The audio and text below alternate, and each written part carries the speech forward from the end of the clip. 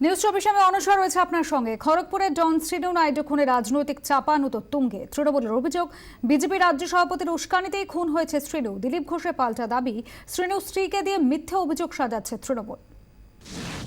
এতদিন ঠাড়ি ঠোড়ে অভিযোগটা করছিলেন দলের শীর্ষ নেতারা। খড়গপুরের ডন শ্রীনু নাইডু খুনে বিজেপি বিধায়ক দিলীপ ঘোষের দিকে উঠছিল অভিযোগের আঙুল। যে তারও তো একটা দায়িত্ব আছে।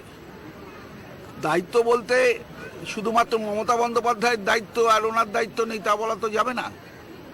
তার জিভটাকে নিয়ন্ত্রণ করতে হবে। এবার পালা পরিবারের।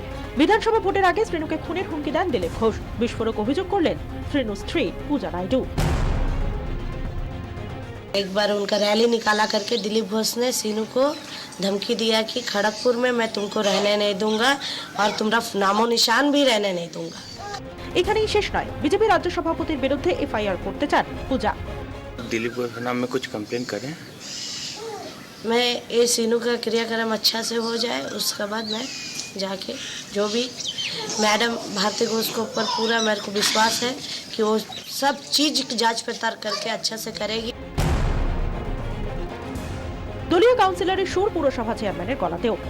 আরও একবার দিলীপ ঘোষকে কাঠগড়ায় তুলেছেন প্রদীপ সরকার। নেতা ও আমাদের খড়গপুরের সভাপতি প্রেমচাঁদ যা নিজে স্বীকার করেছে শঙ্কর রাও একসময় বিজেপি করত।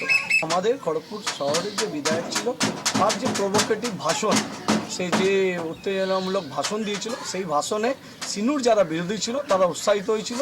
তার জন্যই আজকে এই রেজাল্ট। দিলীপ ঘোষের পাল্টা নিশানায় তৃণমূল। তার অভিযোগ, শ্রীনু স্ত্রীকে দিয়ে ভিত্তিহীন অভিযোগ সাজাচ্ছে শাসক দল। স্ত্রীকে এই কথাটা বলাতে গিয়ে 4 দিন লেগেছে।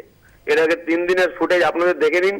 তিনি বলছেন না, এর মধ্যে কোনো রাজনীতি নাই, আমি তার ন্যায় চাই, এটাই বলেছে। হঠাৎ কালকে কি করে দিলীপ ঘোষের নাম বললো?